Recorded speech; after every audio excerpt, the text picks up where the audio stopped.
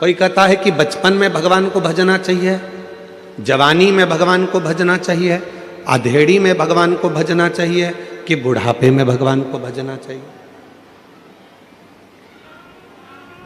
बोल रहे मुंबई वाली जीजियों और मुंबई के जीजाओं, बचपन में भगवान को भजना चाहिए, जवानी में भगवान को भजना चाहिए, अधेड़ी में भगवान को भजना चाहिए, कि बुढ़ापे में भगवान को भजना चाहिए।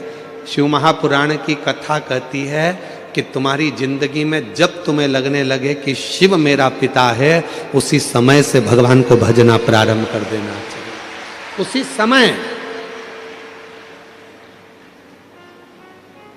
इंतजार मत करना कि बचपन में कोई भगवान की भक्ति करी जाती है। जवानी में क्या भगवान का भजन किया जाता है?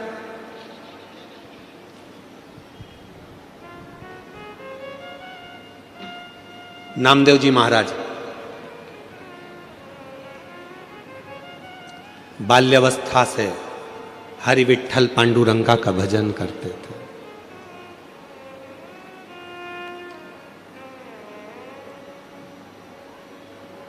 बचपन से विठ्ठल विठ्ठल विठ्ठल विठ्ठल विठ्ठल भजा। राम कृष्ण हरि जय, राम कृष्ण हरि, राम कृष्ण हरि जय, राम कृष्ण हरि। जप रहे पांडुरंगा हरि विठ्ठल के भजन में नामदेव जी महाराज इतने डूब गए थे, कुत्ता रोटी लेकर भागा तो उसके पीछे घी की कटोरी लेकर भागते थे। लोग उनको बावरा कह देते थे, शुद्ध नहीं है, बावरे हो गए। जैसे मीरा भई रे बावरी, मीरा को भी लोग बावरी कह देते थे, पागल कह देते थे, वैसे नामदेव जी को भी बावरा पागल कह देते। कुत्ते के पीछे घी की कटोरी लेकर भाग रहे हैं कि कोरी रोटी ना खा ले, घी लगा कर दूंगा। उन्हीं नामदेव जी महाराज कि झोपड़ी में आग लग जाती है, नामदेव जी को सूचना मिल जाती है कि झोपड़ी में आग लगी, तो नामदेव जी दौड़ कर आते हैं।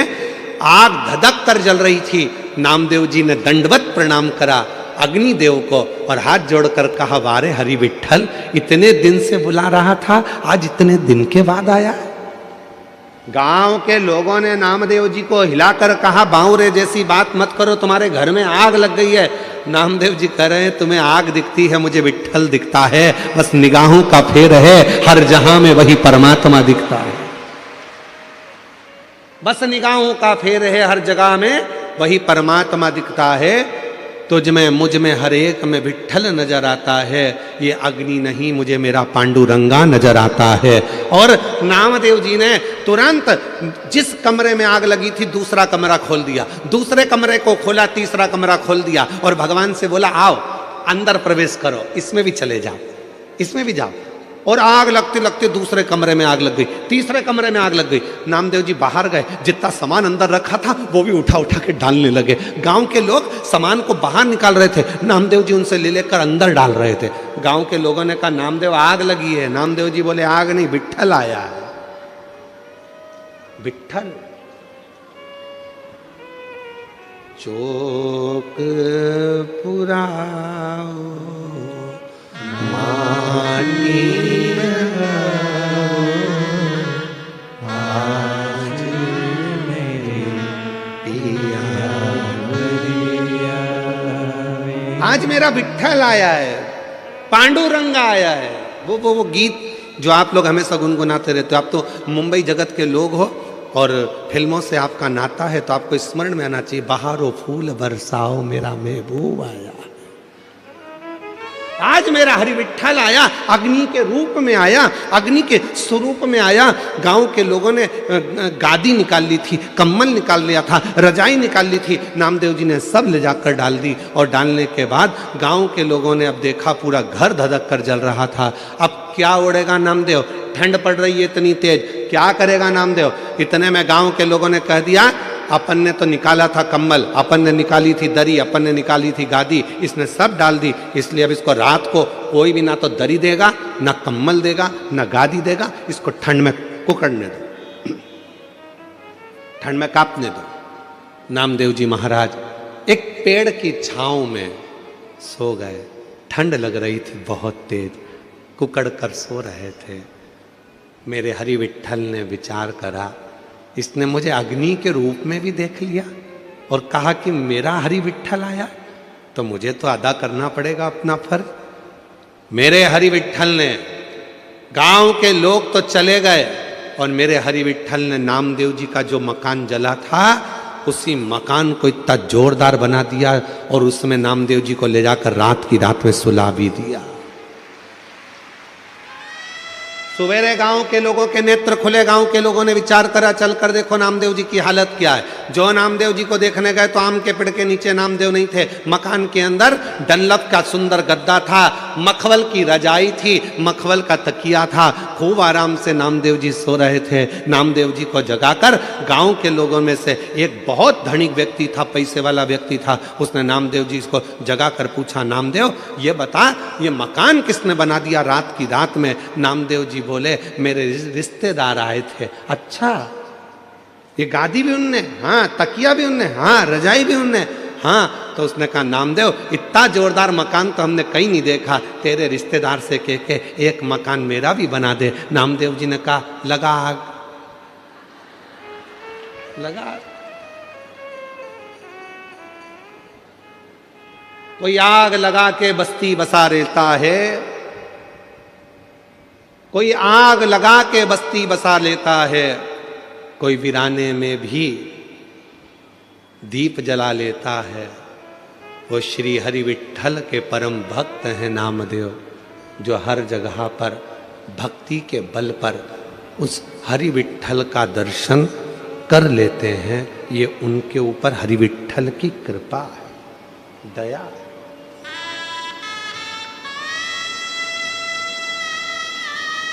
पड़ोसी कह रहा है हमारा मकान बनवा दो, लगा आग लगाना कोई साधारण नहीं है, पूरा समर्पित होना साधारण नहीं है। मेरी जीजियों, कई लोग ऐसे हैं संसार में जो 3 बार 4 बार 5 बार पशुपति व्रत कर लिए, 5 बार प्रदोष कर लिया, 4-6 बार सोमवार के व्रत कर लिए, उसके बाद भी शिव जी सुनते नहीं हैं। तो उसके मन में आता है बाबा मेरी सुनते नहीं है। क्यों नहीं सुनते? क्योंकि आपका समर्पण पूरा नहीं है। जिस दिन आपका समर्पण पूरा हो जाएगा उस दिन मेरा देव अधिदेव महादेव आपका हो जाएगा। समर्पण कहां पूरा है?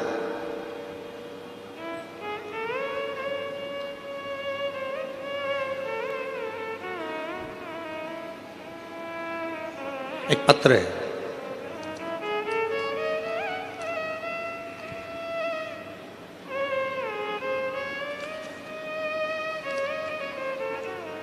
मैं पिंकी गोयल, पति भारत भूषण गोयल, मुंबई थाने में रहती हूँ। कहीं बैठी हो तो हाथ हिला सकती हैं।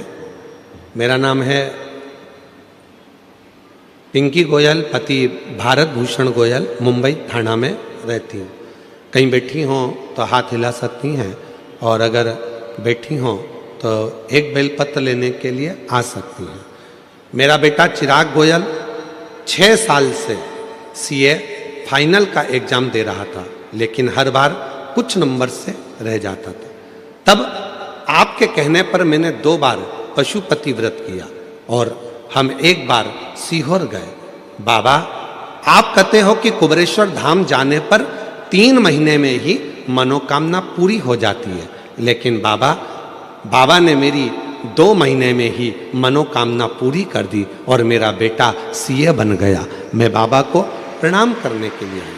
फिर मैं दोबारा सीहोर गई और 2 महीने में ही मेरे बेटे की सगाई भी हो गई।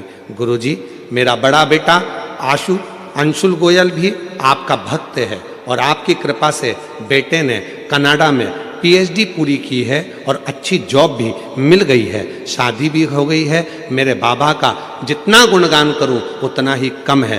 बाबा इसी तरह हमारे पूरे परिवार पर और पूरे देश पर अपनी कृपा बनाकर रखें, यही शिव की कृपा। विश्वास था, पक्का था। मन में यह विश्वास था कि पशुपति व्रत करूंगी, मेरा काम होगा। मन में यह विश्वास था कि सीहोर जाऊंगी, कुबरेश्वर धाम पर जाकर कंकर शंकर पूजन करूंगी, रुद्राक्ष लाऊंगी, मेरा बाबा मुझे संभाल लेगा। जब विश्वास है तो परमात्मा है, अगर विश्वास ही नहीं तो परमात्मा कहां से होगा? भरोसा ही तो परमात्मा है। आप इतनी संख्या में आए हो, इतनी संख्या में आप लोग आए हो। आप में से कई माताएं ऐसी हैं जिनको पूरा भरोसा है। आप में से कई मेरे जीजा ऐसे हैं जिनको पूरा भरोसा है। आप में से कई बेटा बेटी ऐसे हैं जिनको पूरा भरोसा है। आप में से कई बुजुर्ग ऐसे हैं जिनको पूरा भरोसा है कि मैं कल्याण में इस मीरा रोड पर कथा सुन रही हूं, भयंदर में बैठकर, मुंबई में बैठकर, वहां की मिट्टी अगर मेरे शरीर पर लगेगी और यह पक्का है कि मैं जो मांग कर जाऊंगी, मेरा 3 महीने में मेरा बाबा मेरी मुराद पूरी करेगा, मतलब करेगा, निश्चित है करेगा।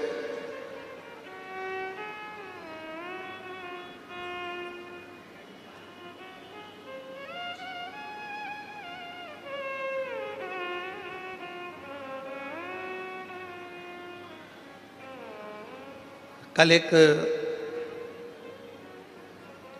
बहन जी ने एक पत्र लिखा था और उस पत्र को हमें ढूंढना पड़ेगा। उस पत्र में उन्होंने लिखा था कि आपकी कथा सुनते सुनते मुझे शंकर जी से मोहब्बत हो गई। नीचे पत्र में लिखा था, क्या आपको शिव जी से मोहब्बत हुई है?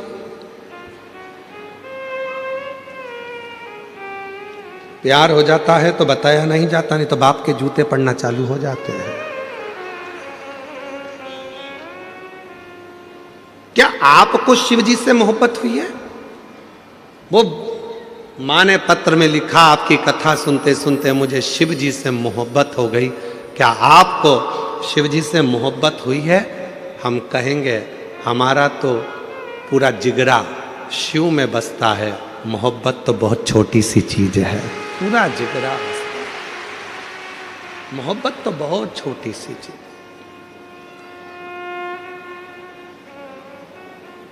ये दुनिया के लोगों के आगे एक आरती का एक लाइन आती है, तन मन धन सब है तेरा, स्वामी सब कुछ है तेरा, तेरा तुझको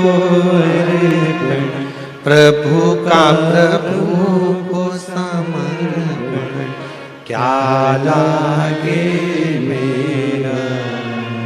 अब यहां पर तन मन और धन 3 चीजें हैं। 3 चीजें मतलब ये दृष्टि भी तुम्हारी है, ये मेरा स्वरूप भी तुम्हारा, पूरा स्वरूप।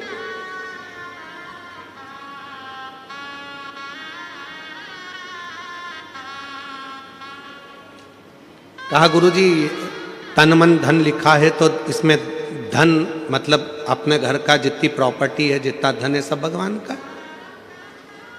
नहीं, तुमने कमाया है, तुम्हारा है, मना कौन कर रहा? तो फिर तन मन धन लिखा तो हमने कहा गाने की एक लाइन याद कर लो, चांदी जैसा रंग है तेरा, सोने जैसे बाल, एक तू ही धनवान है गोरी, बाकी सब कंगाल। मतलब तेरे पास में इतना वैभव, परमात्मा ने तुझे करोड़पति बनाकर भेजा है, लाखों के नेत्र देकर भेजा है, लाखों की किडनी देकर भेजा है। दुनिया का जो व्यक्ति कहता है कि मैं गरीब हूं, समझ लेना पक्का झूठ बोलता है। परमात्मा ने किसी को भिखारी बनाकर पैदा नहीं करा, परमात्मा ने करोड़पति बनाकर पैदा करा। परमात्मा कभी किसी को गरीब बनाकर पैदा नहीं करता, परमात्मा हमेशा सेठ बनाकर पैदा करा है। बस इतना याद रखना, अपने हुनर को निखारिए, अपने भीतर जो परमात्मा ने दिया है उसको निखारने का प्रयास करिए, अपने भीतर जो परमात्मा ने दिया है उसको सामने लाने का प्रयास करिए। जिस दिन आप अपने हुनर को निखारना प्रारंभ करोगे, एक दिन आप अपने आप समझ जाओगे कि परमात्मा ने आपको कितना करोड़पति बनाकर भेजा है, कितना धनपति बनाकर भेजा। हम अपने आप को निखार ही नहीं रहे।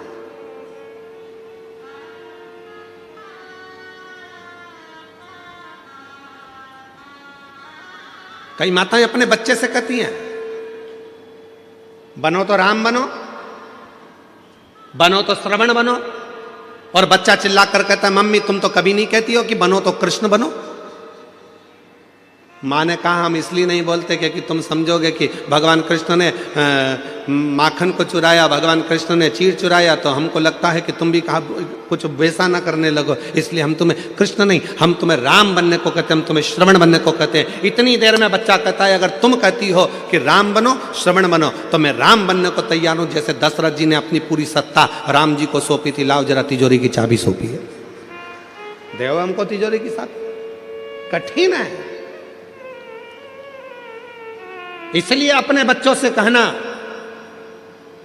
कि बनना तो छत्रपति वीर शिवाजी बनो, बनना तो दुर्गावती बनो, बनना तो झांसी की रानी बनो, और बनना तो बाला साहेब ठाकरे जैसे प्रबल शेर बनो जिसकी गर्जना से पूरा देश गूंजता। रामकृष्ण परमहंस बनो, स्वामी विवेकानंद बनो। बनना है तो अपने जीवन में कुछ अच्छा करने के लिए जागरूकता का प्रभाव परमात्मा ने जो तुमको भेजा है उसको निखारने का प्रयास करिए, उसको निखारो। कितना सुंदर एक चरित्र है शिव महापुराण में, जरा देखिएगा। धनु राजा के दो पुत्र हुए, रंभ और करम। दोनों के घर में औलाद नहीं थी। जल में बैठकर दोनों तप कर रहे थे, इतने में एक मगर आ गया और मगर ने करम्ब को खा लिया। रंभ को लगा मेरा भाई मर गया, अब मैं जल में बैठकर तपस्या नहीं करूंगा, अब मैं जल में बैठकर तप नहीं करूंगा। तो रंभ गया, अब चारों तरफ आग लगाकर, अग्नि लगाकर बीच में बैठकर तपस्या करने लगा, ब्रह्मा जी को प्रसन्न करने लगा। ब्रह्मा जी प्रसन्न हो गए, मांगो रंभ तुम्हें क्या चाहिए। रंभ ने कहा मेरे घर में औलाद नहीं है, संतान नहीं है, आप कृपा करो और मेरे घर में संतान हो। तो कह दिया ए रंभ, तू तपस्या कर कर जैसे उठेगा, जिसको भी प्रेम से देख लेगा, जिसको भी तू प्रेम से देखेगा उसी से तेरी औलाद हो जाएगी। बस रंभ तपस्या कर कर उठा, सामने से एक भैंस निकल कर जा रही थी, एक महिष निकल कर जा रही थी, और रंभ ने उस भैंस को, उस महिष को प्रेम से देख लिया, और जैसे ही भैंस को देखा भैंस का गर्भ ठहर गया, उस महिष का गर्भ ठहर गया, उस भैंस का गर्भ ठहर गया, और वो भैंस गर्भवती हो गई। भैंस जब अपने मालिक के घर पहुंची, उसका जो पति था भैंसा, महिषा, उसने देखा कि मेरी पत्नी गर्भवती हो गई, इसके गर्भ में किसका बच्चा है। भैंसे ने ध्यान लगाया तो मालूम पड़ा कि वो रंभ का पुत्र है।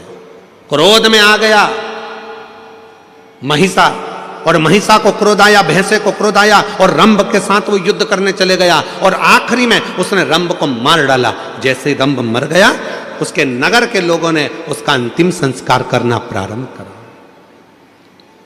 चिता लगाई, अंतिम संस्कार हो रहा है, चिता पर लेटाया, चारों तरफ से आग लग गई।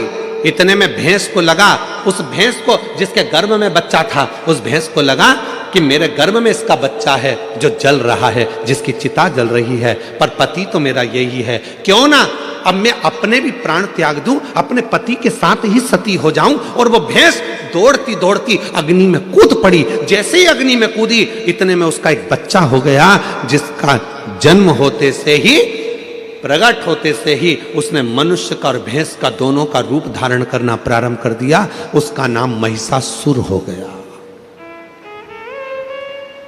उसका नाम था महिषासुर।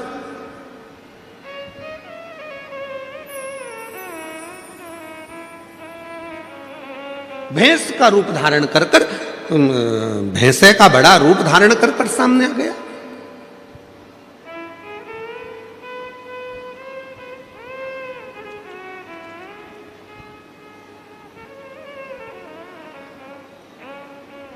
अब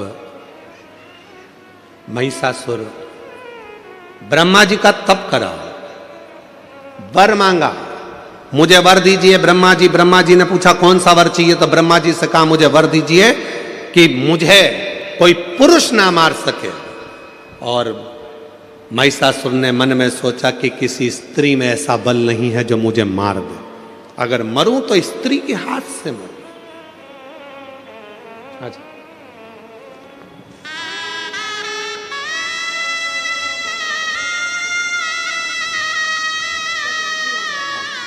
भाई आपको बेटे थे सीए भी बनने की और दूसरे बेटे को भी अच्छे जॉब की, एक बार जोरदार ताली बजाओ। दोनों बच्चों का अच्छा जॉब भी लगा और दोनों बच्चों का विवाह भी हुआ। बहुत बहुत बधाई आपको।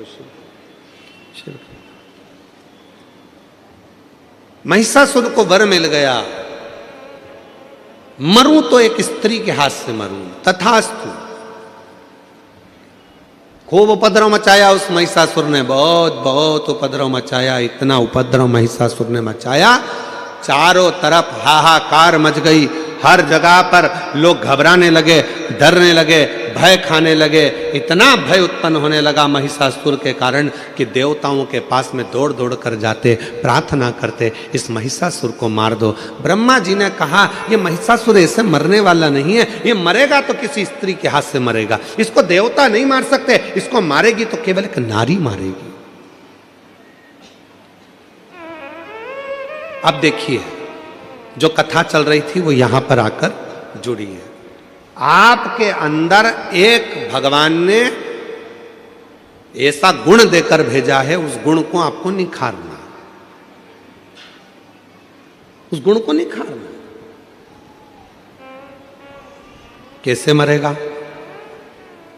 देवताओं से जाकर कहा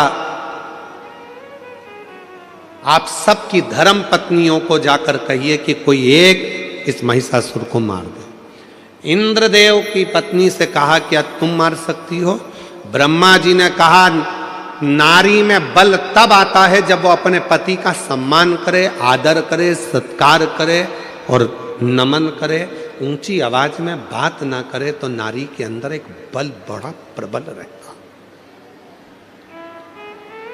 बड़ा प्रबल।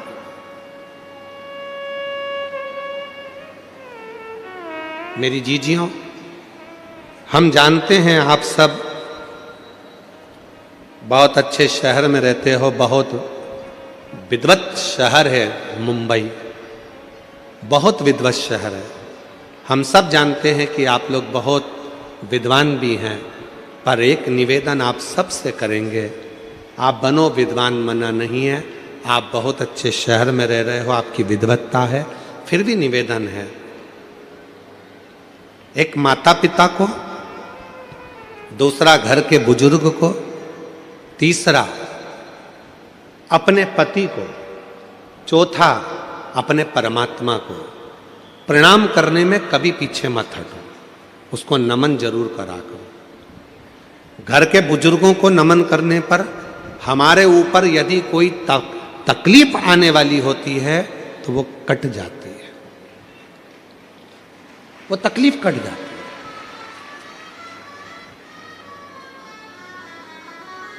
अपने माता पिता को प्रणाम करने में बिल्कुल संकोच मत करो, कोई संकोच नहीं होना चाहिए अपने माँ बाप को प्रणाम करने में।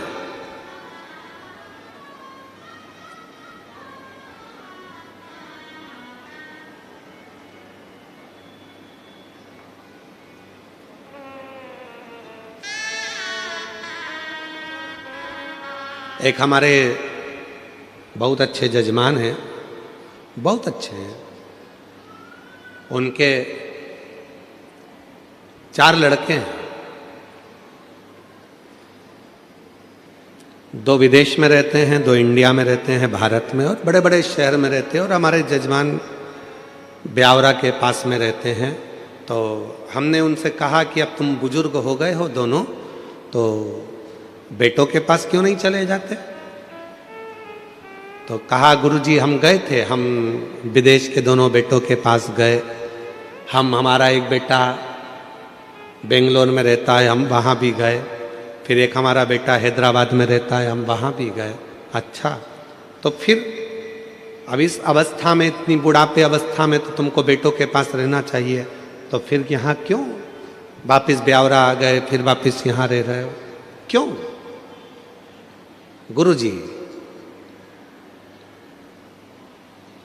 हम वहां रह तो रहे थे, पर ऐसा लग रहा था कि वहां से हमारा अपनापन खत्म हो चुका था। गुरु जी, माँ बाप के पास जैसे बेटा रहता है उसको लगता है कि ये मेरे माँ बाप हैं और इनके पास जो कुछ भी है उस पर मेरा हक है। जैसा बेटा रहता है अपने माँ बाप के पास में और उसको लगता है कि ये मेरे माँ बाप है और उनके पास जो है उस पर मेरा हक है। पर आज हम आपसे कहते हैं गुरुजी, जब माँ बाप अपने बेटे के पास रहते हैं तो ऐसा लगता है कि हम किसी पड़ोसी के घर में कुछ दिन रहने के लिए आए हैं, किसी पड़ोसी के घर में आए। हमें अपना हक नहीं लगता, डर लगता है। सामान तेज गिर गया, बेटा जाग कर आएगा कुछ कह देगा, पानी ज्यादा गिर जाएगा तो बहू कुछ कह देगी, कुछ कहूंगी तो पोता पोती कुछ कह देंगे, डर सा रहता है। इसलिए गुरुजी, हम उनके पास नहीं, अपने गांव में ब्यावरा के पास में रहते हैं, 2 रोटी बनाकर खा लेते हैं, कम से कम भय की जिंदगी तो नहीं जीते, अपनी गुड जिंदगी को जीने का प्रयास करते।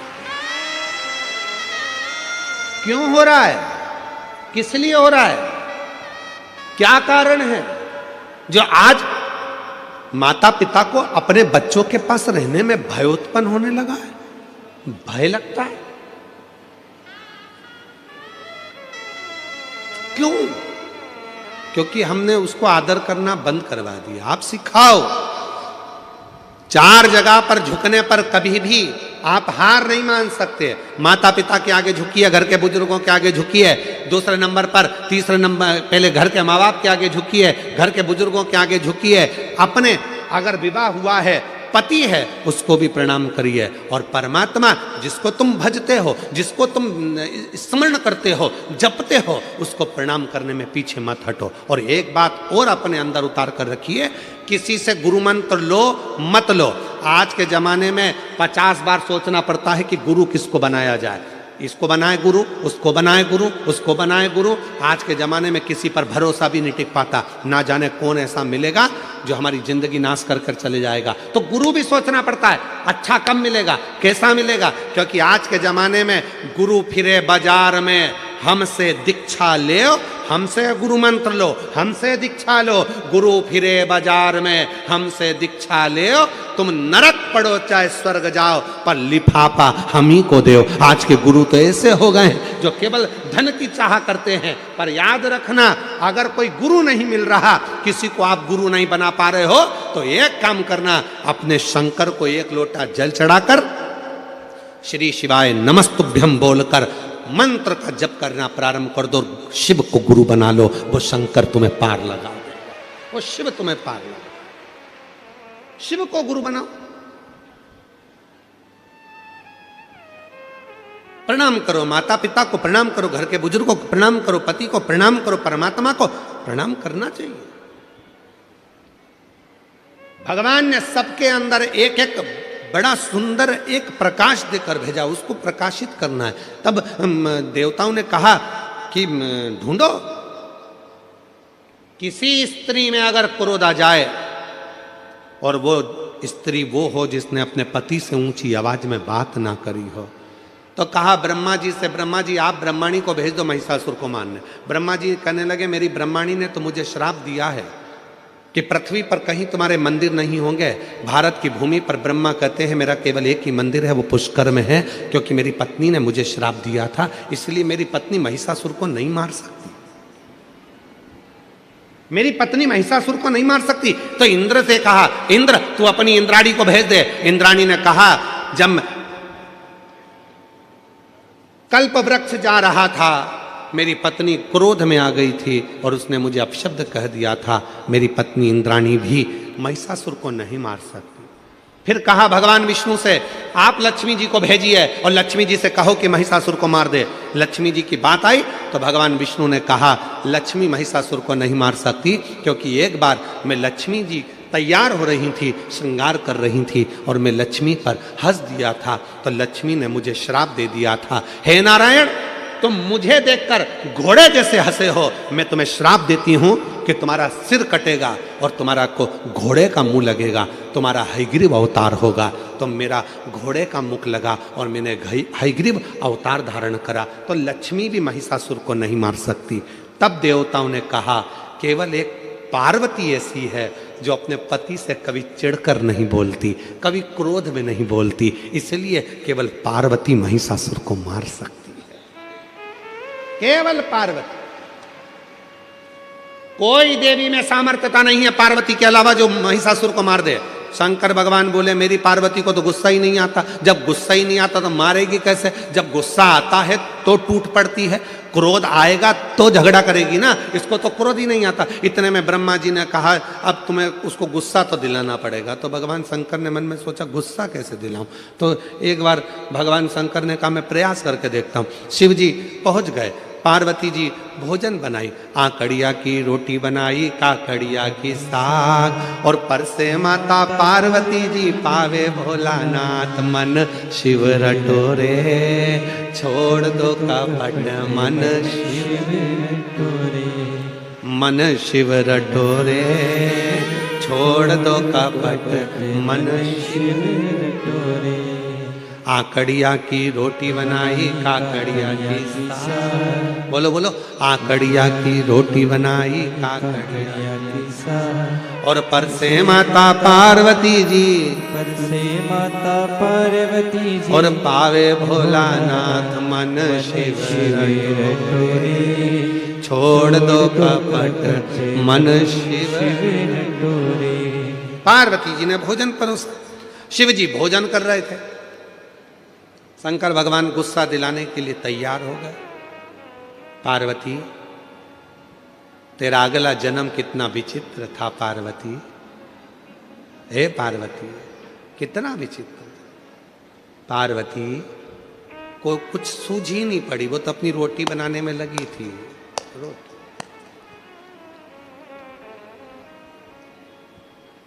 फिर भगवान शिव जी ने कहा पार्वती तेरे पिताजी हिमालय राज के पास में इतना धन था, कन्यादान में एक फूटी कोड़ी नहीं दी तेरे पिताजी ने, तेरे पिता ने एक फूटी कोड़ी नहीं दी। सोचा था शिव जी ने कि पार्वती को गुस्सा आ जाएगा। पार्वती तेरे पिताजी के पास में कितना धन था, गाड़ियां अलमारियां वैभव सब था, फिर भी तेरे पिताजी ने कुछ नहीं दिया। पार्वती जी सिर पे पल्लू लेके मुस्कुरा के बोली मेरा पिता तो दे दे था, तुम्हारे घर में रखने की जगह है? शंकर भगवान मन में सोचे मैं इसके बाप के ऊपर पहुंचा, ये मेरे बाप के ऊपर पहुंच गई, क्या बोलूं, गुस्सा तो आ ही नहीं रहा। तब शिव जी ने ध्यान लगाकर फिर कहा पार्वती सूखे पत्ते खाते खाते तू एकदम अर्पणा हो गई थी, काली पड़ गई थी, याद है तुझे? मैंने तुझे काली कहा था। इतने में पार्वती जी बोली तुम्हें सोचना चाहिए, इतने समय के बाद में थक गई, जब तप कर कर कर काली पड़ गई तब तुम मुझे लेने आए, पहले या जाते तो मैं काली नहीं पड़ती। शिव जी मन में सोचे गलती मेरी गिना रही है, पर इसको गुस्सा तो आ ही नहीं रहा। शंकर भगवान बाहर गए भोजन करते करते, भगवान विष्णु और ब्रह्मा जी बाहर खड़े थे। उन्होंने हाथ जोड़कर बोला प्रभु कुछ हुआ? शंकर भगवान बोले रत्ती भर भी करंट नहीं आया, रत्ती भर नहीं आया। इतने में भगवान ब्रह्मा और विष्णु ने तुरंत कहा प्रभु आपने क्या क्या बोला? तो कहा मैंने उसके पिताजी के बारे में बोला कि तुम्हारे पिताजी ने कुछ नहीं दिया, तो वो बोली तुम्हारे घर में रखने की जगह नहीं थी, उसके बारे में बोला। तो इतने में भगवान विष्णु ने कहा एक काम करो कि पार्वती का जो अगला जन्म था सती का, उनके पिता के बारे में बोलो, हो सकता है थोड़ी आग लग जाए, हो सकता है। जब मायके के बारे में बोला जाता है तभी थोड़ी सी क्रोध आता है।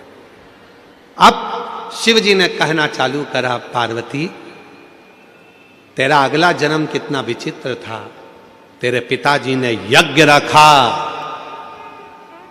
और उस यज्ञ में सबको बुलाया, मुझे नहीं बुलाया, तुझे नहीं बुलाया, तेरा पिता था अपनी बेटी को नहीं बुलाया, और तू पहुंच भी गई तो धक्के मारकर निकाल दिया तेरे पिताजी ने।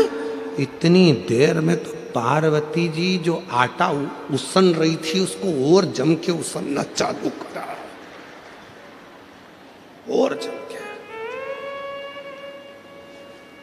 आज भी आटा उसनने के बाद आटे में 3-4 उंगलियां दबाई जाती है। आप लोग दबाते हो कि नहीं दबाते हो मालूम नहीं है, देखा है आप लोगों ने?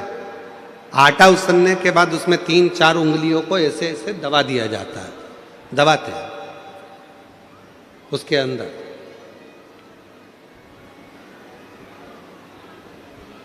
क्यों दबाते हैं?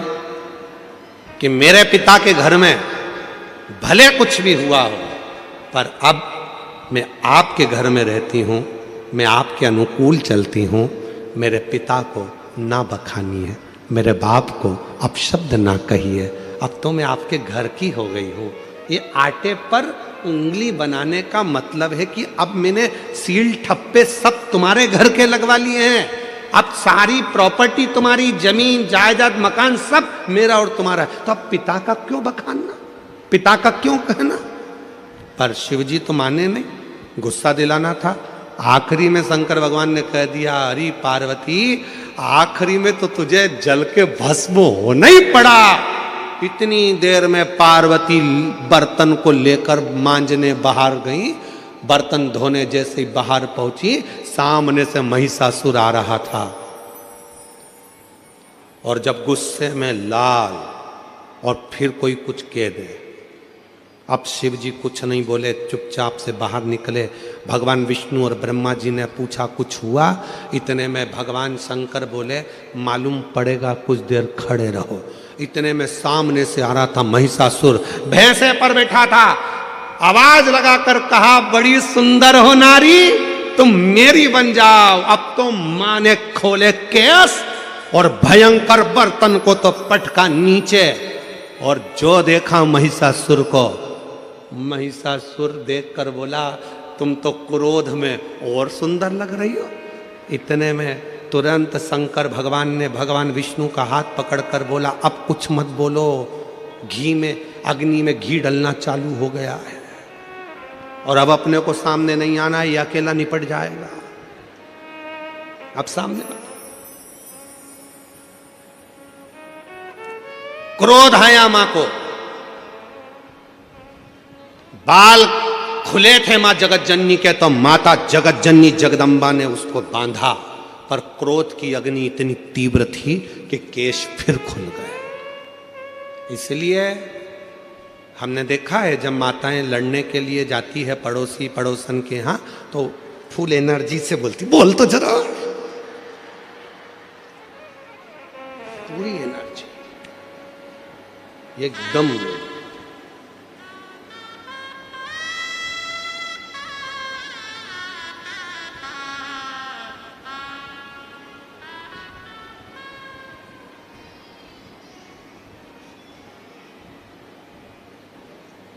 वो कई माताएं जूड़ा बांध के उसमें ऐसा फूल लगा लेती है, ऐसे ऐसे थोड़ा थोड़ा थोड़ा थोड़ा चारों तरफ फूल लगाते,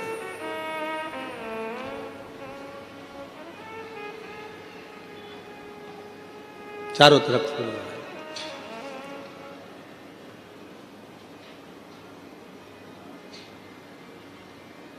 हमारा निवेदन है, वो फूल देखकर फ्लावर मत समझ लेना।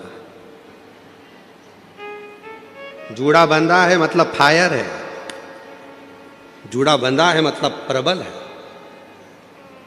पार्वती मैया ने अपना जूड़ा बांधा, जो जाने लगी केश फिर खुल गए। इतने में महिषासुर बोला, मैं तुझे अपनी बनाऊंगा। पार्वती जी ने जो जगदम्बा का रूप रखा, ठहाका लगाया, सिंह को बुलाया, भैंसे पर था महिषासुर, मां चढ़ गई सिंह पर, सारे देवता पुकारने लगे मेरी मां को, सारे सारे। और जब महाराज, जब देवताओं ने पुकारा, आवाज लगाई, निवेदन किया, देवी दुर्गे उमा विश्व जननी रमा मातु तारा।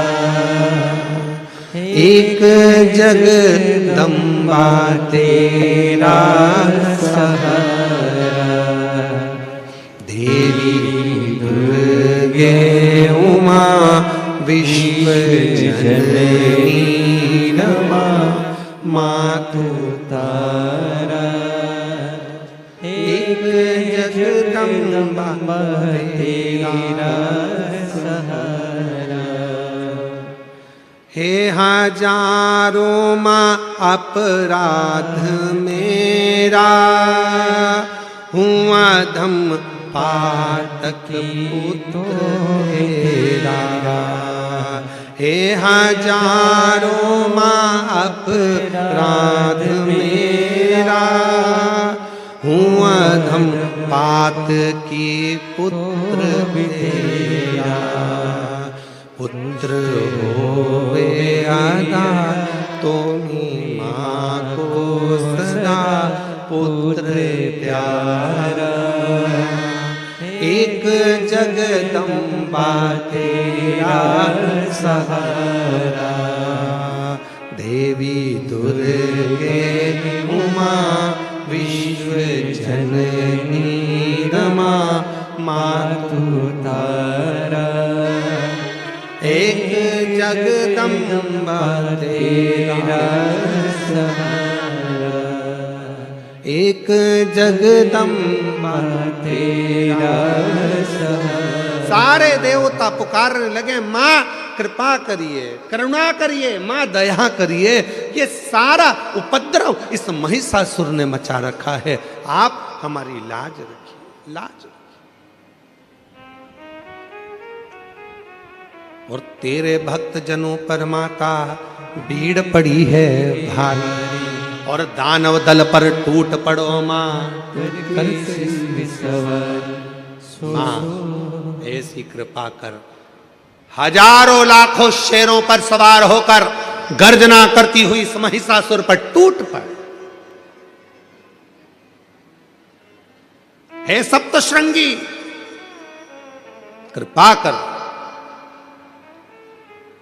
हे मां मुंबा देवी कृपा कर, हे मां चंडी कृपा कर, हे मां कमला कृपा कर, करुणा कर।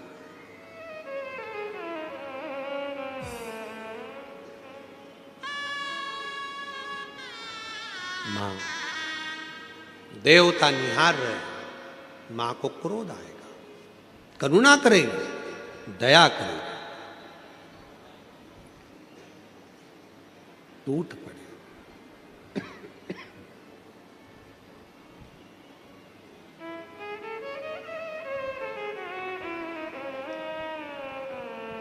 और मां करुणा करने वाली मां, दया करने वाली मां आद्य शक्ति से प्रार्थना करे, निवेदन किया।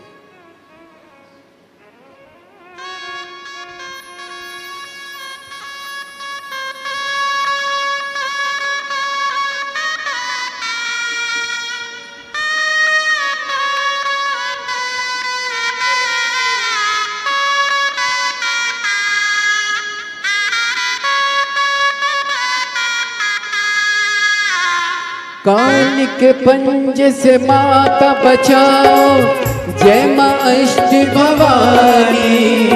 काल के पंजे से माता बचाओ, जय मां अष्ट भवानी। माँ जय मां अष्ट भवानी, माँ जय मां अष्ट भवानी। हे नाम रे सबसे बड़ा तेरा नाम, शिरोमणि ऊंचे शिरोमणि, बिगड़े बना दे मेरे काम नाम रे। हे नाम रे सबसे बड़ा तेरा नाम, ओ शिरोमणि ऊंचे शिरोमणि, बिगड़े बना दे मेरे काम नाम रे। दोनों हाथों से बड़े प्रेम के साथ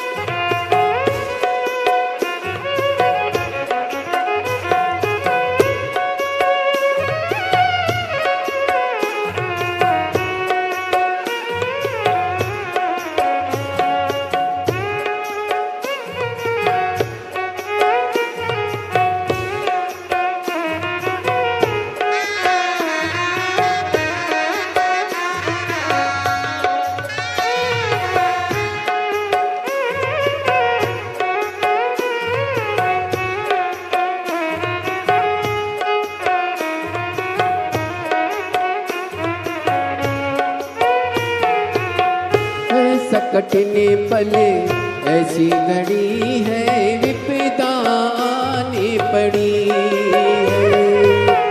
ऐसा कठिन पल ऐसी घड़ी है विपदा आने पड़ी है।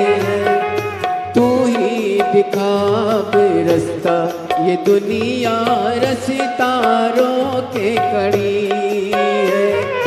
तू ही दिखा रास्ता ये दुनिया रास्ता रोके खड़ी है। मेरा जीवन बना एक संग्राम ओ शेरों वाली ऊंचे डेरों वाली बिगड़े बना दे मेरे काम नाम रे नाम रे सबसे बड़ा तेरा नाम ओ शेरों वाली ऊंचे डेरों वाली बिगड़े बना दे मेरे काम नाम रे।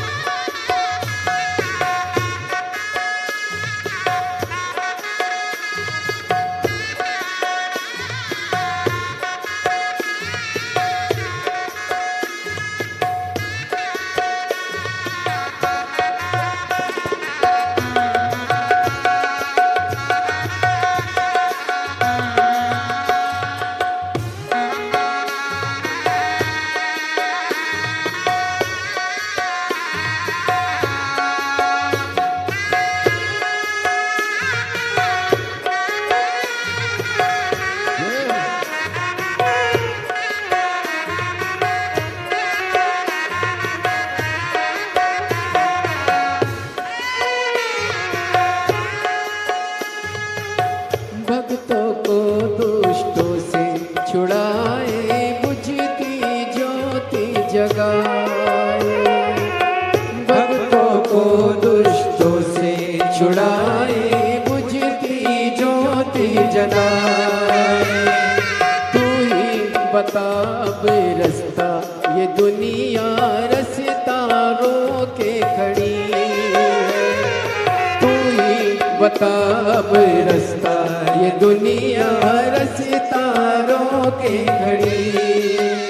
तीनों लोग करे तो हे प्रणाम ओ शेरों वाली ऊंचे डेरों वाली बिगड़े बना दे मेरे काम नाम रे नाम रे सबसे बड़ा तेरा नाम ओ शेरों वाली ऊंचे डेरों वाली बिगड़े बना दे मेरे काम नाम रे नाम रे सबसे बड़ा तेरा नाम ओ शेरों वाली ऊंचे डेरों वाली बिगड़े बना दे मेरे काम नाम रे।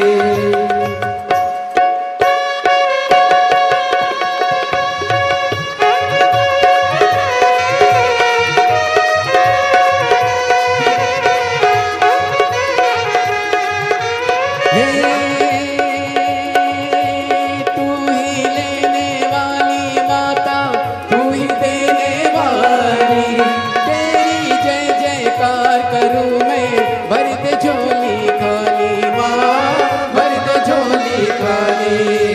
काम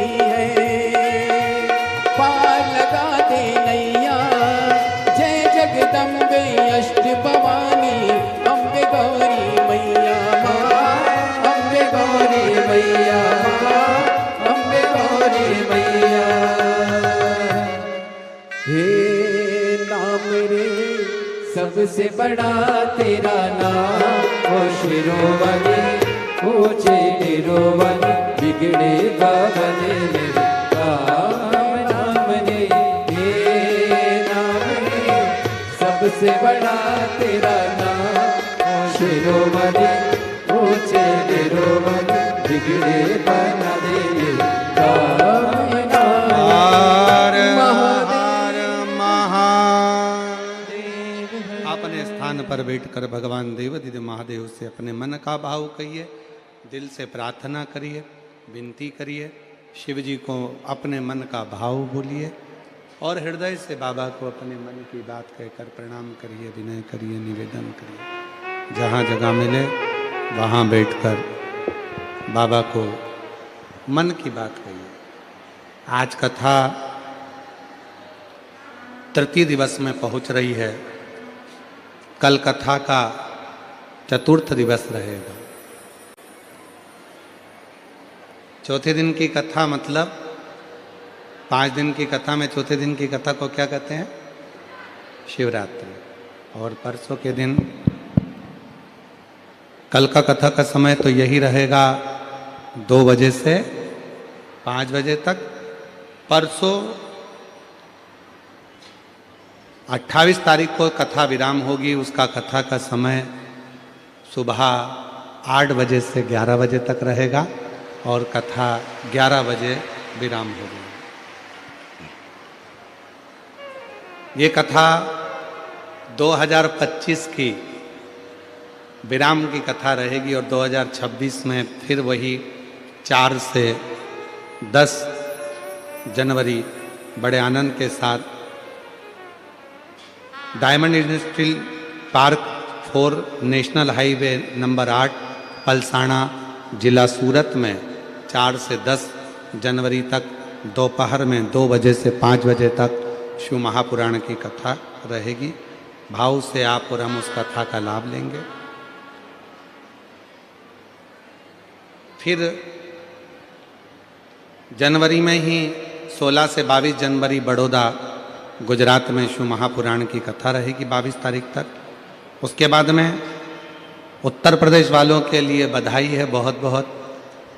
उत्तर प्रदेश में प्रयागराज में माघ मेले में 27 से 31 जनवरी तक 5 दिवसीय शिव महापुराण की कथा 1 बजे से 4 बजे तक सतुआ बाबा सेवाश्री खाक चौक महावीर मार्ग पाटुन पुल नंबर 1 माघ मेले में 5 दिवसीय शिव महापुराण की कथा। उत्तर प्रदेश वासियों को बहुत बहुत बधाई हो जो माघ मेले में आप 5 दिन शिव पुराण की कथा को श्रवण करेंगे। 27 जनवरी से 31 जनवरी तक दोपहर में 1 बजे से 4 बजे तक बड़े भावों के साथ जो भी शिव भक्त सतुआ बाबा शिविर में कथा श्रवण करने के लिए आ रहे हैं उनको बहुत बहुत साधुवाद है। और भाव से ये पवित्र कथा सतुआ बाबा शिविर में चलेगी जिसका लाभ आप और हम सब लेंगे और अपने जीवन को धन्य बनाएंगे। भाव से बाबा को अपने मन का भाव कहिएगा, हृदय से प्रार्थना करिए। 2 दिन की कथा हो रही है कल और परसों। दिल से बाबा को अपने भाव व्यक्त करिएगा।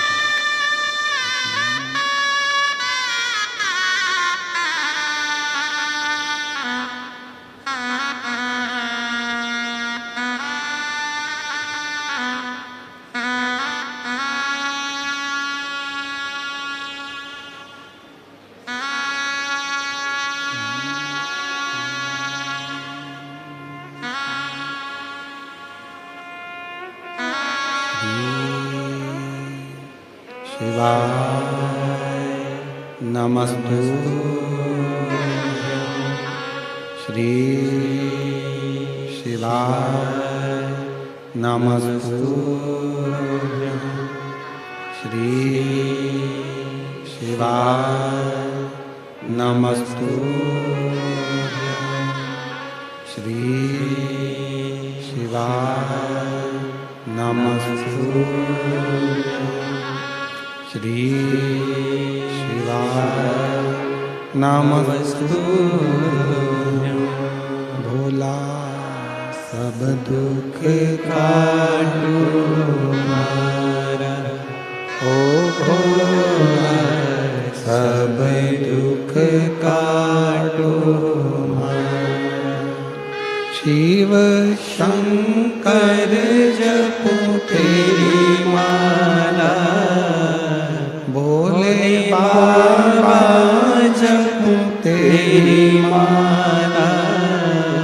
भोला सब दुख काटो हमारा। ओ भोला सब दुख काटो हमारा। वेश है मंगलकारी, वेश है मंगलकारी। शमशान वासी हमारा, शमशान वासी हमारा। ओ भोला सब दुख काटो हमारा। ओ भोला सब दुख काटो हमारा।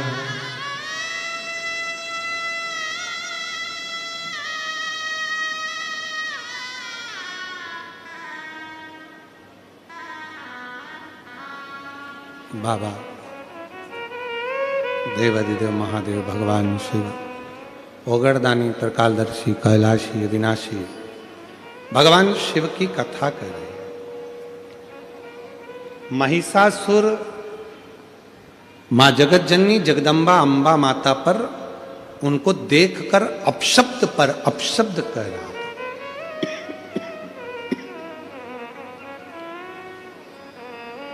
मैया को क्रोध आ गया। रिटर्न बढ़ाओ, बाहर की आवाज ज्यादा आ रही है अंदर।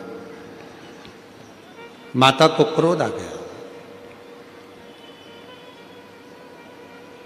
और देवी दुर्गे उमा विश्व जननी रमा मातु तारा, एक जगदम्बा तेरा सहारा, एक जगदम्बा तेरा सहारा। माँ हजारों सिंह के ऊपर चढ़कर, सिंह की सवारी कर कर महिषासुर पर दौड़ पड़ी। महिषासुर माता को अपशब्द पर अपशब्द कह रहा था।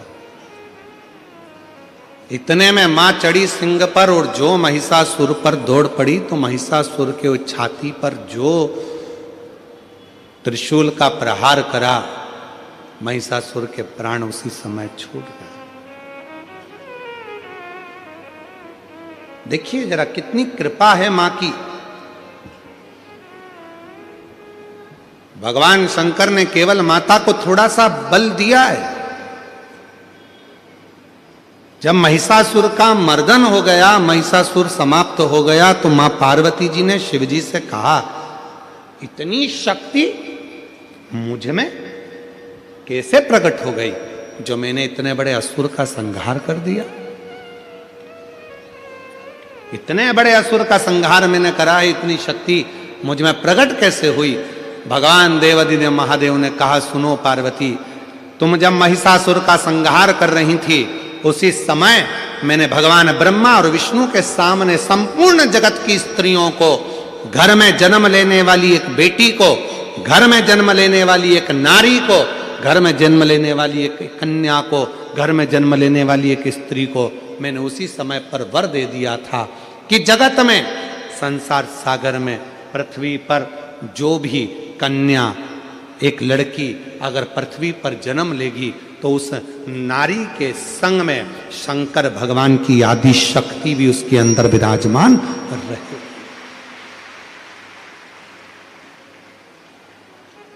शिव जी के साथ में आदि शक्ति भगवान शंकर की प्रत्येक नारी के साथ में विराजमान, प्रत्येक नारी।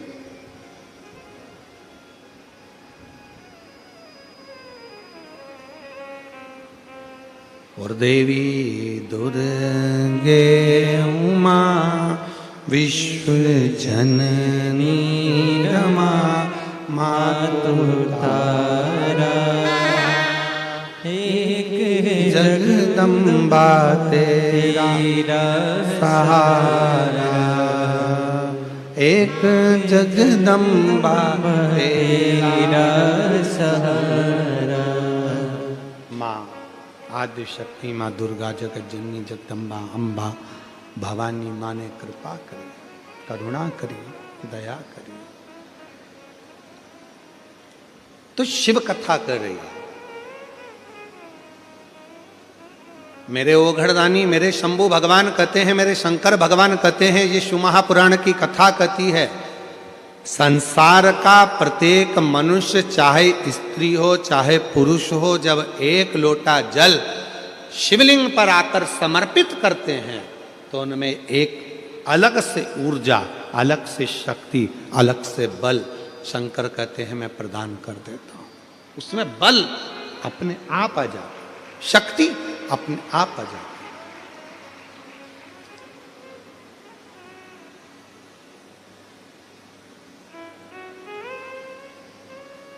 कितनी माताएं हैं जो सोमवार का व्रत करती हैं? जरा हाथ उठाना। बहुत सारी हैं, रखो रखो, रखिए।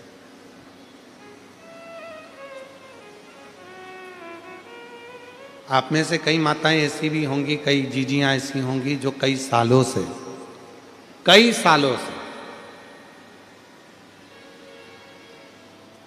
हो सकता है आप में से कई माताएं ऐसी हों जो कुंवारी अवस्था में भी अपने मायके में भी व्रत करती हैं। हो सकता है आप में से कुछ मेरी जीजियां, मेरे कुछ जीजा, उन कुछ बेटियां कुछ ऐसे हों जिनको व्रत करते करते 2 साल, 5 साल, 8 साल, 10 साल हो गए। सोमवार का व्रत चल रहा है उनका, चल रहा है। कई बार पति भी कह देते, परिवार के लोग कह देते, तुम्हारे अंदर इतनी शक्ति, तुम्हारे अंदर इतना बल, तुम्हारे अंदर इतनी एनर्जी कहाँ से आ जाती है जो तुम इतना ये सोमवार का व्रत इतने समय से कर रहे हो, इतना बल कैसे आ जाता है, इतनी शक्ति कैसे आ जाती है? तो कई बार माताएं कह देती हैं कि ये हमारी शक्ति नहीं है, हम तो जिस शिव जी की आराधना कर रहे, शंभु शंभु, हम जिस देवादिदेव महादेव की आराधना कर रहे हैं, ये वही शिव शक्ति प्रदान करता है, कोई दूसरा नहीं दे सकता।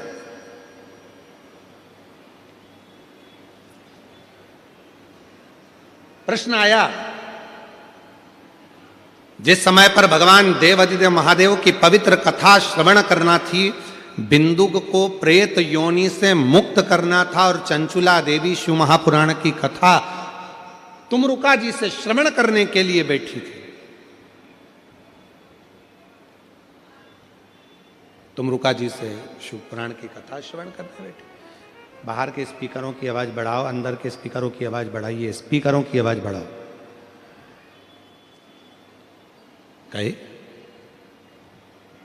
कहा, पूछा तुमरुका जी के पास में जब माता पार्वती जी ने भेजा, जब माँ जगतजननी जगदम्बा पार्वती जी ने जब कहा,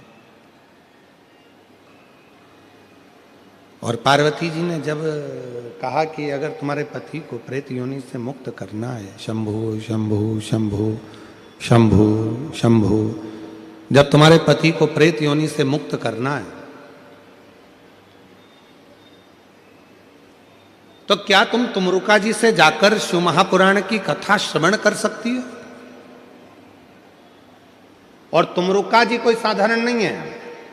फिर निवेदन करूं मेरी जीजियों से, 20 साल शादी के हो गए, 25 साल शादी के हो गए, 30 साल शादी के हो गए, हमने इस व्यासपीठ पर देखा है कई माताओं को जिनकी शादी के 40-40 साल हो गए, उसके बाद भी भगवान देवादिदेव महादेव की कृपा से उनके घर भी औलाद मेरे शंकर भगवान ने प्रदान करी। 35-40 साल तो अगर 20 साल शादी के हो गए, 25 साल हो गए, नहीं है संतान, तो दुख नहीं होना। सफेद आंकड़े की जड़ पति पत्नी दोनों लेकर आए, तुमरुका जी का नाम लेकर रजस्वला धर्म के 7वें दिन तुमरुकेश्वर महादेव का नाम लेकर जो सफेद आंकड़े की जड़ है उसको देव अधिदेव महादेव पर से 21 बार भ्रमण कराकर घुमाकर लाल धागे में नंदी के पास खड़े होकर शिवलिंग का दर्शन करते हुए उसको माँ नारी अगर अपने कमर पर बांध लेती है और शिव की कृपा उस पर होना प्रारंभ हो जाती है। और बाबा हम कहेंगे अगर एक बार नहीं हो तो दूसरी बार करो, दूसरी बार नहीं हो तो तीसरी बार करो, पर चिंता मत करना, बाबा के आश्रित होकर उसके भरोसे, उसकी दृढ़ता में, उसके भरोसे पर करना। जब पूर्ण समर्पण तुम्हारा शिव पर हो जाएगा, जब पूर्ण समर्पण तुम्हारा भगवान देवाधिदेव महादेव पर हो जाएगा, जब पूर्ण समर्पण तुम्हारा शंकर के प्रति हो जाएगा, तो निश्चित है कि तुम्हारे घर में एक बाबा पुष्प जरूर देगा, तुम्हारे घर में संतान जरूर देगा, औलाद जरूर देगा। और मैंने तेरे ही भरोसे बाबा, तेरे ही भरोसे, प्रेशर बढ़ा दे बाबा, मैंने तेरे ही भरोसे हवा बिच उड़ती जावागी बाबा, डोर है तो छेड़ना में कटी जावागी, भोले मेरी पतंग शंभो मैं तेरी पतंग। तुमरुका जी के वचन पर विश्वास कर कर चंचुला देवी अपने पति के लिए शिव महापुराण की कथा को श्रवण कर रही।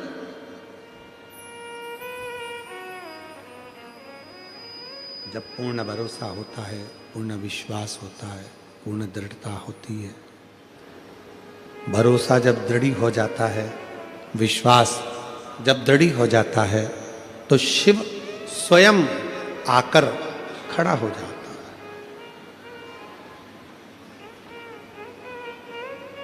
शिव स्वयं आते हैं। हम एक निवेदन करें आप लोगों को, अगर स्वीकार करें तो, कभी कोई विषम समस्या यदि आपके सामने खड़ी होती है, विषम समस्या जिसका कोई निराकरण हो ही नहीं रहा, सब दूर हाथ जोड़ लिए, सबसे कह लिए, सबको प्रणाम कर लिया, सबसे बोल दिया, सबसे विनय कर ली, तो भी वो समस्या मिटी नहीं रही है, तो हमारा निवेदन है 5 बेलपत्र, 5 दुर्वा, दुर्वा जानते हो, दूब, दुर्वा, 5 दुर्वा, 5 बेलपत्र, 5 कनेर के पुष्प शिवजी को समर्पित कर कर उसी एक लोटे जल से 5 बार शंकर भगवान को जल चढ़ाना प्रारंभ करिए। लगभग 1 हफ्ते यदि आपने शिव को जल चढ़ाना प्रारंभ कर दिया इसी क्रम से, तो निश्चित है वो समस्या का हल 1 हफ्ते के अंदर बाबा को निकालना ही पड़ेगा और आपका लक्ष्य निश्चित करना ही पड़ेगा। आपका लक्ष्य निश्चित करना पड़ेगा। कितनी बेलपत्र है? 5। कितनी दुर्वा है? 5। कितने कनेर के पुष्प हैं? 5। और जो 1 लोटा जल आप लेकर गए हो उसी को थोड़ा थोड़ा कर कर 5 बार समर्पित कर, 5 बार नाम स्मरण रखना तुमरुकेश्वर महादेव का। फिर से बोलिए नाम, जम के बोलो जरा, तुमरुकेश्वर महादेव। तुमरुकेश्वर महादेव का एक नाम ऐसा नाम है, हम कई माताओं से कहते हैं जिनके गर्भस्थ कई पत्र हैं ऐसे आए हुए हैं, बहुत सारे पत्र हैं जिसमें माताओं ने कहा हमारे शरीर में गांठ थी और वो बाबा की कृपा से गांठ गली। एक पत्र है, अच्छा है, देखिए तुमरुका जी का नाम कितना प्रबल है, आप पत्र में देखिए।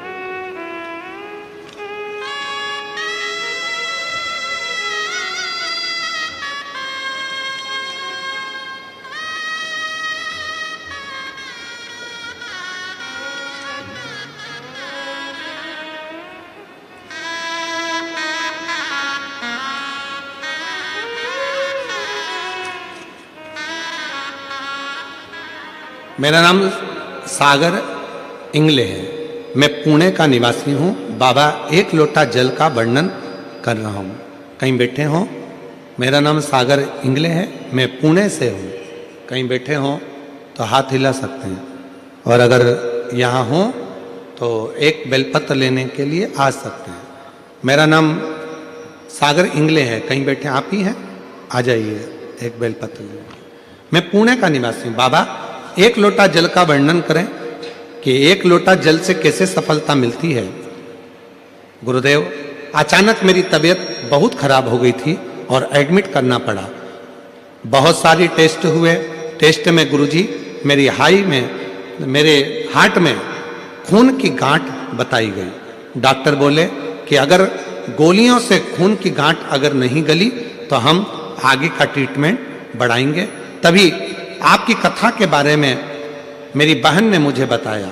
हम सीहोर भी गए, वहाँ रुद्राक्ष भी लिया और आपके कहे अनुसार हमने पिपलेश्वर महादेव के नाम से शिव जी को जल चढ़ाना प्रारंभ किया।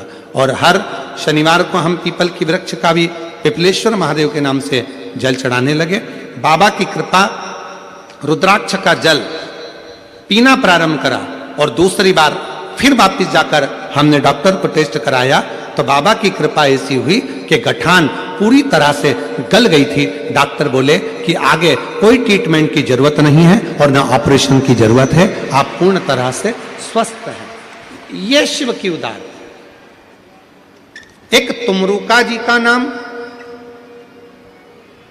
कुंदकेश्वर महादेव का नाम, पिपलेश्वर महादेव का नाम, बटकेश्वर महादेव का नाम, ये नाम इतने प्रबल नाम है कि यदि गर्भ में, गर्भ बच्चादानी में या शरीर के किसी भी भाग में अगर मान लो गांठ पड़ भी जाती है और यदि आप कुंदकेश्वर महादेव का नाम लेकर या तुमरुकेश्वर महादेव का नाम लेकर या पिपलेश्वर महादेव का नाम लेकर जब आप बेलपत्र को नंदी के पास बैठकर खाना या जल पीना शिव जी का प्रारंभ करते हो तो धीरे धीरे धीरे धीरे वो गांठ अपने आप गलना प्रारंभ हो जाती है, अपने आप गल। आ जाइए।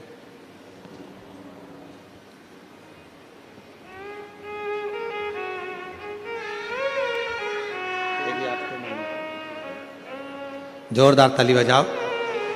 खून की गांठें हार्ट के पास हो गई थी। डॉक्टर आप शंभू शंभू शंभू डॉक्टर ऑपरेशन आदि का और भी ट्रीटमेंट का बोले थे, पर भरोसा दृढ़ हुआ, विश्वास दृढ़ हुआ। जब भरोसा विश्वास दृढ़ हुआ तो अपने आप भरोसा करा तो कार्य सिद्ध हुआ। भरोसा और शंभू शरण मांगू घड़ी रे घड़ी दुख बाहर की भी आवाज बढ़ाओ थोड़ा सा, तो आवाज का मालूम पड़ेगा।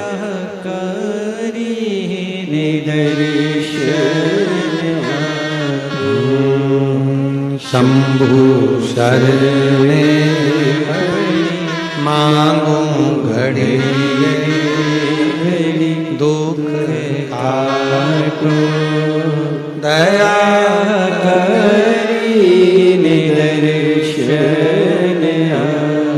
शिव कथा कर रही है। भगवान शंकर का पवित्र चरित्र करा। जो कार्य हम शिव को एक केंद्र मानकर करते हैं उसका फल मिलता जरूर। यदि शिव को केंद्र माना, एक पत्र और है देखिए।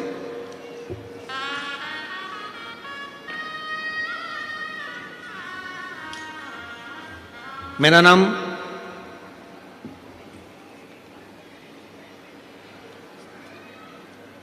फड़ विठल राव साहेब है।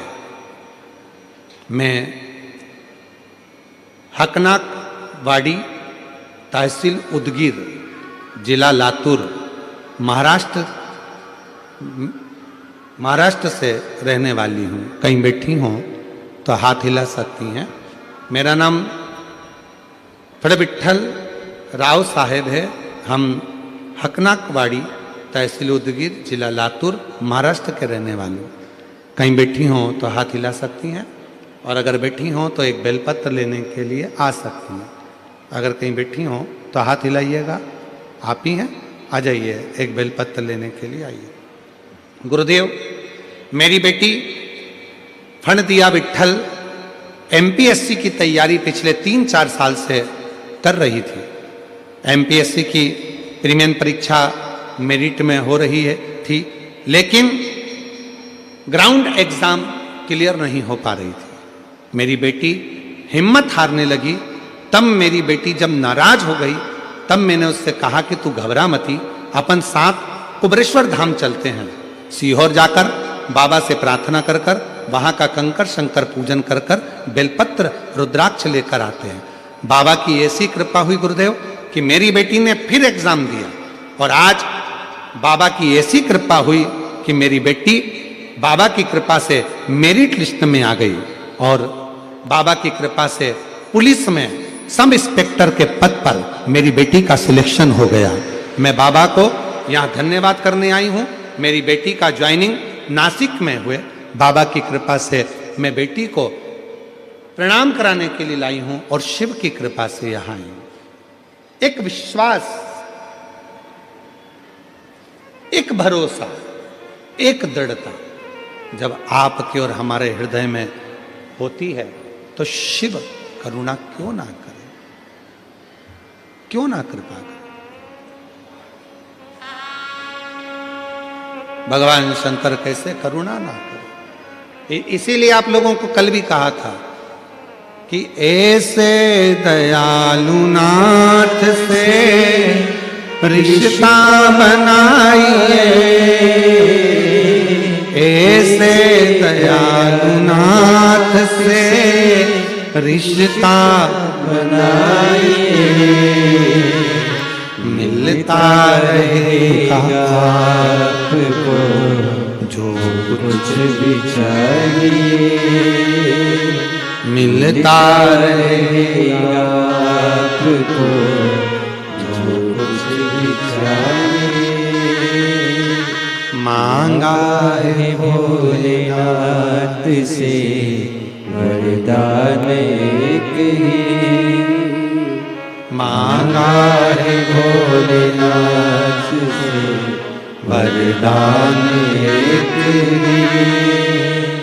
तेरी कृपा बनी रहे जब तक है जिंदगी, तेरी दया बनी रहे जब तक है जिंदगी। मांगा है भोलेनाथ से वरदान एक ही, मांगा है भोलेनाथ से वरदान एक ही। शिव कृपा सागर है।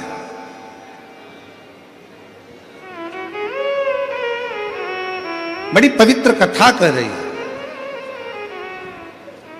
जब हम शिव पर भरोसा कर कर, भगवान शंकर पर भरोसा कर कर, भगवान शिव पर पूर्ण भरोसा कर कर जब कोई कार्य करते हैं, तो वो कार्य सफल जरूर होता है।